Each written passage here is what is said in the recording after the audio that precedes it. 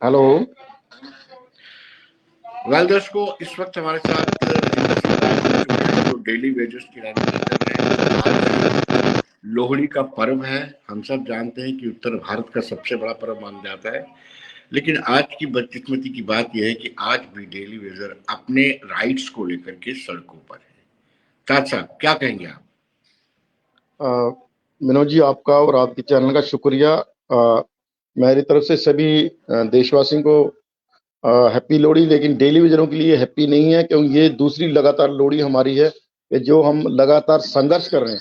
और आज की लोहड़ी की स्पेशली मैं बात ये बताऊं कि आज हमें वेजेस की नहीं मिली, जो दिसंबर की वेजेस हमें मिलती है जनवरी में, कि हम अपना बच्चों के लिए लोहड़ी का त्योहार अच्छी तरह मना सकें। तो अगर कोई बाहर लोहड़ी मांगने भी आता है तो हम भी दरवाजा बंद कर लेते हैं। बच्चे भी हमारे बेचारे दरवाजा बंद करके अंदर बैठते हैं, क्योंकि हमारे पास पैसे ही नहीं है कि बाहर किसी को लोहड़ी दे सकें। सुबह से 20-25 लोग अभी तक लोहड़ी मांगने बाहर गेट पे आ चुके हैं। तो हमारी हालत आप समझ सकते हैं कि जो बेसिक जरूरत है वेजेस की टाइमली, वो भी रिलीज नहीं हुई। दिसंबर की जो वेजेस है वो जनवरी में मिलनी थी। हम लोगों को उम्मीद थी कि 5 तारीख को हमारी जब प्रिंसिपल सेक्रेटरी साहब से मीटिंग हुई तो हमने ये मुद्दा वहां नहीं रखा, क्योंकि हमें पता है रूटीन मैटर, ये वेजेस आ जाएगी।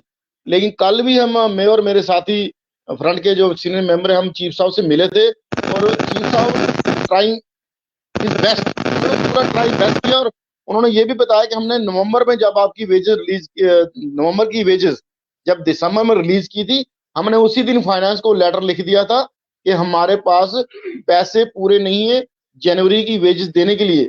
तो कह रहे थे कि हमें उम्मीद थी कि इतनी एडवांस में हमने कॉरस्पॉन्डेंस किया, पत्राचार किया हुआ या लेटर लिखे हुए, तो ये वेजेस टाइमली आ जाएगी।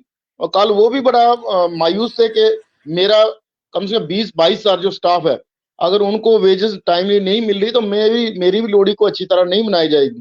लेकिन हमने उनको कहा, सर ऐसा है कि परमानेंट एम्प्लॉय जितने भी हैं वो हमारे भाई हैं, हमारे बराबर काम करते हैं, लेकिन सरकार उनको टाइमली हर चीज देती है। और जब डेली वेजर के हक की बात आती है, इवन तक वेजेस टाइमली जो है, चीफ साहब ने तो 6-8 महीने पहले एक लेटर निकाला था कि 5 तारीख को सभी सीटें अकाउंट सेक्शन में होनी चाहिए, कि 10 से 22 तारीख की लोगों के अकाउंट में हो जाए। छोटा सा अमाउंट है, 311 रुपए पर डे, मीन कभी 9300 कभी 9600 मिलता है महीने का। वो भी टाइमली नहीं दिया जाएगा और दिन त्योहार पे नहीं दिया जाएगा। पिछले 1.5-2 साल से आप लगातार हमारा जो प्रोटेस्ट प्रोग्राम है 22 जून 2022 से कवर कर रहे हो।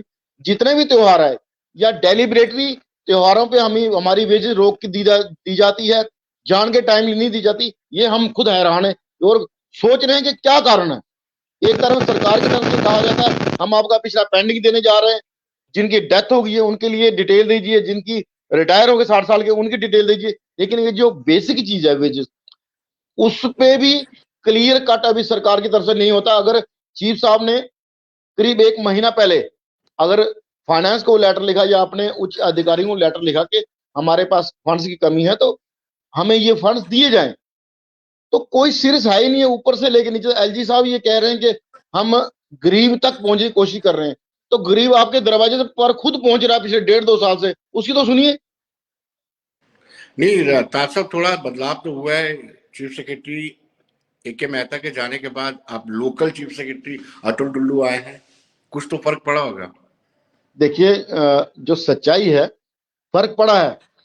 लेकिन हमारे मुद्दे पे अभी तक वो डुल्लू साहब ने, मैं ये कह लूं कि वो हमारे लिए नेगेटिव नहीं है। जैसे मेहता साहब पहले थे, उनका 1 पॉइंट प्रोग्राम ये था कि हमने डेली वेजरों को हरास कर रहा है, उनको मतलब बेसिक जो फैसिलिटी है, जो बेसिक इंसान की नीड है, रोटी कपड़ा हमारे बच्चों की एजुकेशन, वो भी नहीं देनी। तो इनकी तरफ ये है कि इनसे हमने हमारा एक इश्यू था 12 वाउचर का। जब ये फाइनेंशियल कमीशन थे तो 1 हफ्ते के अंदर इन्होंने हल किया था, हम इनको मिलने गए थे। तो इनसे बड़ी सारी उम्मीदें लोकल हैं। उसके बाद हम इनको अपनी फैमिली का मेंबर भी समझते हैं, क्योंकि इनके फादर 94 से 95 तक पीएचई जम्मू प्रोविंस के चीफ इंजीनियर रहे और बड़ा अच्छा टेन्योर रहा। जब वो चीफ इंजीनियर रहे, लोग उनसे बड़ा खुश थे। जो भी बात, चाहे वो तब के डेली वेजर थे, वो हो या परमानेंट एम्प्लॉयज की प्रॉब्लम हो या इंजीनियर स्टाफ की प्रॉब्लम हो, वो हर चीज को एडवांस में सामने रखे सेक्टर में अपने उच्च अधिकारियों से या इवन तक चीफ मिनिस्टर तक लड़के अपने लोगों का हक लाते थे। तो डुल्लू साहब से हम उम्मीद करें, आज उनके पास कलम की ताकत है। आज वो एलजी साहब के बाद या हमारे एडवाइजर साहब के बाद सर्व सब कुछ उनके पास है। तो हम ये उम्मीद करेंगे कि वो गरीबों का भला करेंगे। हमारा मसला वो पिछले 30 साल से जानते हैं। ताज साहब, जब से आप हड़ताल पर लगातार हड़ताल कर रहे हैं, तब से आप कितने लोग रिटायर हो चुके हैं, और क्या उनको रिटायरमेंट का कोई बेनिफिट मिला है? एक सिंगल विनोद पैनी भी जी, मिली है सरकार की तरफ से? विनोद जी, बड़ा एक सुनाने में दिल परेशान हो जाता है कि, और दिमाग पे प्रेशर रहता है कि साथी जब 30 या 35 साल जब सर्विस देके घर जाता है, तो उसको घर वाले ये कहते हैं आप जवान गए थे, आज बूढ़े होके 10 बीमारियां साथ ला रहे हो, और सबसे बड़ा अपना बोझ हमारे पर लाद रहे हो। जो आपने जवानी में बच्चों को एजुकेशन के लिए पैसा देना था, रोटी देनी थी, ना आपके पास ढंग का रहने का मकान है, कुछ भी नहीं। उस वो आदमी सब कुछ इस डिपार्टमेंट को देके चला गया, लेकिन जाते हुए उसको 5 रुपए भी नहीं मिलते। उसके लिए हमें जद्दोजहद करनी पड़ती है। वो बेचारा, ना उसको कोई पेंशन, ना गवर्नमेंट की कोई स्कीम जो आती है वो उसको दी जाती है। इवन तक कई लोगों ने अपनी जो प्रॉपर्टी थी, जो जमीन जायदाद थी, बेच के बेटियों की शादी कर ली या बच्चे पढ़ा ली। आज वो किराए पे दर दर हैं, और उनके बच्चे भी उनको कहते हैं आप हम पे बोझ हो। तो ये कहने का है कि सरकार क्लियर कट, अब ये निजाम बदला है, तो हम ये उम्मीद करेंगे डुल्लू साहब पॉजिटिव नेचर से इसको देखेंगे, क्योंकि वो पिछले 30 साल जब उनके फादर पीएचई में चीफ इंजीनियर थे, तो घर पे थोड़ी बहुत बात चलती जरूर है। वो इस मसले को 30 साल से जानते हैं, और वो ये भी जानते हैं कि पीएचई का डेली वेजर हो या कोई भी डेली वेजर हो, मैं खासकर पीएचई की डेली बात करूं, हमारा डिपार्टमेंट जब ये बना, आज तक फील्ड स्टाफ के लिए रिक्रूटमेंट रूल, मतलब भर्ती करने की प्रणाली कोई नहीं है। ऐसे ही कोई उसका कानून नहीं है। तो कैसे हम बैकडोर हुए? तो हम लोग जब लगते थे इसी तरीके से लगते थे। पहले लोगों को डेली वेज लगाया जाता था, और 7-8 साल वो अपनी पूरी जवानी का गोल्डन पीरियड इस डिपार्टमेंट की गलियां नालियां उखाड़ने में और पाइप में बिछाने में, लोगों को घर में पानी पहुंचाने का काम करते थे। आज जब उनको रेगुलेशन की जरूरत है, क्योंकि वो मैक्सिमम 45+ हो चुके हैं, और कुछ लोग जो रिटायर हो गए, उनकी हालत ये है कि वो हर दूसरे दिन हमारे धरने पे आते हैं, या जो साथी जिनकी डेथ होगी, जिनको हम शहीद कहते हैं, उनकी बेवा आती हैं। वो इतने परेशान है कि खाने के राशन नहीं है। क्यों? लोगों की नजरों में, सरकार की नजरों में, सर गवर्नमेंट के महकमे से रिटायर हुए हैं, ना उनको फ्री राशन, ना जो प्रधानमंत्री साहब कहते हैं कि हम 80 करोड़ लोगों को फ्री राशन दे रहे हैं, तो टीएचई का डेली वेज को एक 80 लोगों को भी राशन नहीं वो फ्री वाला मिल रहा। उसका यही कारण है कि वहां जाओ राशन की दुकान पर, वो कहता है आप सरकारी मुलाजिम हो। सरकार के पास जाओ, ये कहते हैं आप परमानेंट नहीं हो। तो जाए इंसान तो जाए कहाँ? सबसे बड़ी प्रॉब्लम ये है। तो डुल्लू राजेंद्र साहब, जी, आप इस प्रोटेस्ट में, जब से आपने प्रोटेस्ट शुरू किया, कितने लोगों का देहांत हुआ है जिनको आप शहीद मानते हैं, और उनके लिए आपकी तरफ से या सरकार की तरफ से क्या किया गया है? विनोद जी, मैं बताऊं आपको कि कम से कम 50 के करीब लोग, या तो वो सुसाइड कर गए, या वो ऐसी बीमारी उनको लगी कि वो अपना इलाज प्रॉपर नहीं करवा सके, वो भी सुसाइड है, वो भी कत्ल है सरकार की तरफ से।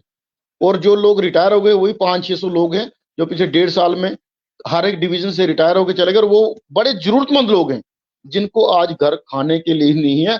और मैक्सिमम लोग जो हमारे पीएचई में डेली भी लगता है, वो गरीब घर का, देहात का होता है। मेरे जैसे 10 लोग होंगे जिनको घर से फाइनेंशियल सपोर्ट है, तो हम ये लड़ाई लड़ रहे हैं। अदरवाइज 9,000 में ना तो खाना खाया जाता है, ना बच्चों को पढ़ाया जाता है, ना बिजली के समान मीटरों का किराया दिया जाता है, ना प्रॉपर्टी टैक्स दिया जाता है, ना कोई और काम किया जाता है। 9,000 एक मजाक है किसी भी डेली वेजर के लिए। आप प्राइवेट सेक्टर में काम करो, आपको आज 15-20 हजार से कम नहीं मिलेगा, क्योंकि हमारे लोग टेक्निकल हैंड हैं। टेक्निकल काम करने के बावजूद आज हमारे राइट्स को दबाया जा रहा है। तो डुल्लू साहब के आने के बाद तमाम डेली वेजर, जिस डेली वेजर ने कभी एजिटेशन नहीं की, जिस डेली वेजर ने कभी अपने हक की आवाज नहीं उठाई, आज वो भी कहता है डुल्लू साहब आए, हम उम्मीद कर रहे हैं। तो भगवान उनको लंबी आयु दे, स्वस्थ जीवन दे, और उम्मीद करेंगे आज लोहड़ी पे वो अगर हमारी बात उन तक पहुंचती है, तो इस मसले का फौरी हल करें, क्योंकि लोगों को बहुत सारी उम्मीद है। ताज साहब, आखिर में संदेश, लोहड़ी के अवसर पर प्रशासन को क्या संदेश देना चाहते हैं? अपने लोगों को, डेली वेजर्स को क्या संदेश देना? विनोद जी, मेरा आपके माध्यम से एडमिनिस्ट्रेशन हो, एलजी साहब हो, कि आप जैसे बना रहे हो, तो डेली वेजर को हमारे हाथ में जो खुशियां उसको चाहिए। आज लोहड़ी हो या गुरपुर हो, दीपावली हो, ईद हो, हम कोई भी त्योहार टाइमली नहीं मना सकते।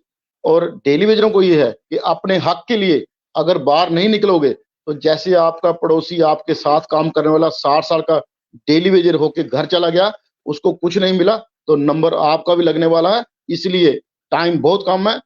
अगर सरकार हमारे हक नहीं देती तो एक बड़ा प्रोग्राम होने जा रहा है, ये एजुटेशन अब तेज करेंगे, हम पीछे हटने का सवाल नहीं है। ताशा बहुत बहुत शुक्रिया, एक मरतबा फिर लोहड़ी शुक्रिया की विनोद जी, आपको आपका बहुत बहुत बहुत, बहुत मकर संक्रांति बहुत बहुत मुबारक। Thank you.